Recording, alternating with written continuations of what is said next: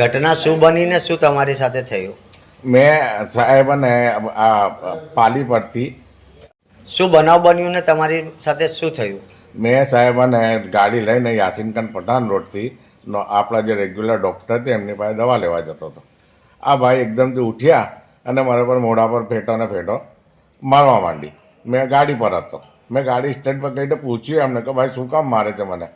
તો મને છરી કાઢી. મેં મારા બચાવમાં હાથ પગમાં બચાવમાં મેં હાથ મૂક્યો.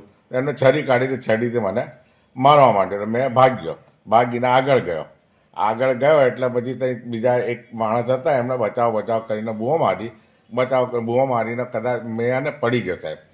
પડી ગયો તો મને કમરમાં વાગ્યું એટલે તો પણ મેં હિંમત કરીને ઉઠીને ભાગવા માંડ્યો. પાછળથી આવીને પછી મને એક બે વખત છરી મારી અને પછી મેં એને બચાવ કરીને આગળ ગયો રોડ પર ગયો ને તો બીજા એક સલીમભાઈ અંસારી કરીને હતા.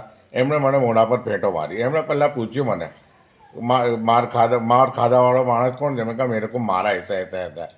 तो बोले किसने मारा? मैंने कहा ये नईम भाई करके है कोई, इन्होंने मारा. क्यों मारा है तो मुझे मालूम नहीं, पर उन्होंने मारा. तो सलीम भाई ने भी मेरे को 2-4 फेंटा मारी. वो मेरा भाई है. बोला यूँ करके मेरे को 2-4 फेंटा मारी. उसके बाद एक काला सर का लड़का था, उसका तो नाम मैं नहीं जानता, उसने मारा. उसके बाद एक दाढ़ी वाला पतला सर का लड़का था, उसने मेरे को सीरियसली मारा. तुम्हारे साथ तुम्हारे ऊपर हमला हुआ कितने जने थे आश्रय? ये सलीम भाई थे और 2 लड़के थे और नईम भाई. अंगद अदावत है कुछ? मैं जानता भी नहीं उनको. मानने का कारण क्या? वो तो उनको ही मालूम होगा भाई. क्या नाम आपका? मिस्त्री मोहम्मद आरिफ. मिस्त्री अलहमदुलिल्लाह.